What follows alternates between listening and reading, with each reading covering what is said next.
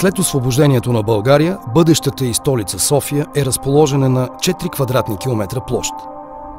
Днес е трудно да си представим, че модерният милионен град само преди 130 години е бил мръсно, кално и бедно ориенталско селище с едва 12 000 жители и 3300 къщи. С появата на новата столица на картата на Европа, към града се стичат чужденци от различни страни, за да придадат на провинциалния град модерен европейски облик. Архитекти, инженери, хора на изкуството и откровени търсачи на приключения се събират в бързо променящата се София, за да я превърнат в града, който познаваме днес, и да помогнат за изграждането на новата българска държава. Един от тях е художникът Йозеф Обербауер.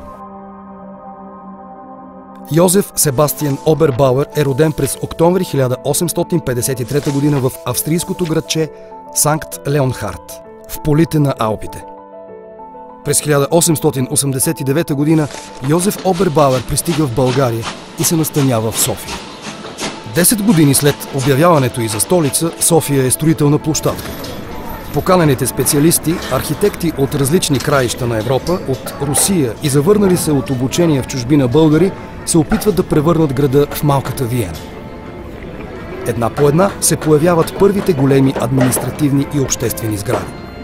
Дворец, кметство, министерства, църкви, училища, банки, поща, библиотека, печатница, търговски средища и заведения, нови постройки изникват за много кратко време. Така 36-годишният Йозеф Обербауер заварва София, когато се установява да живее в нея. Постъпва на работа в кадастралното управление на Софийската община като техник. С негово участие е изработен първия кадастрален план на София. В България художникът създава и своето семейство. Със съпругата си Сабина имат син Йосиф и дъщери Екатерина, Фрида и Ана. Любопитството и творческия интерес на Обербауер са провокирани от архитектурните забележителности и живота в София. През очите на художник и покрай професионалните задължения по благоустройството той вижда древни руини, стара българска архитектура и ориенталски сгради на едно място. Така, почти документално точно, Йозеф Обербауер започва да пресъздава Стара София, нейната атмосфера и нейното минало по пътя към бъдещето й. Той рисува къщите, улиците, пазарите, хановете, църквите и джамиите, старите и градящите се сгради в новоосвободена България. В платната си запечатва и хората с техните традиционни носии и бит. Софиянци се разхождат по чаршията, край пазара, в каруците пред хановете, на селска сватба, в кръчмата.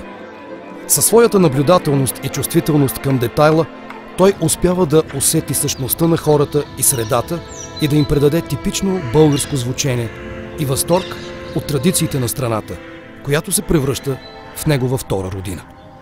По това време все още са били видими останките от северната част на крепостната стена на древна Сердика. Това го вдъхновява за акварела реконструкция на Улпия Сердика. Използвайки фактите и въображението си, художникът успява да си представи античния град. Той оставя значителна сбирка акварели на сгради и археологически обекти, някои от които вече не съществуват. Обербауер е първият художник, който посвещава значителна част от творческата си дейност на София. С негова помощ и днес можем да открием града. Картините на Йозеф Обербауер са като магическа лампа, в която е затворен, но винаги готов да се появи духът на времето и на Стара София.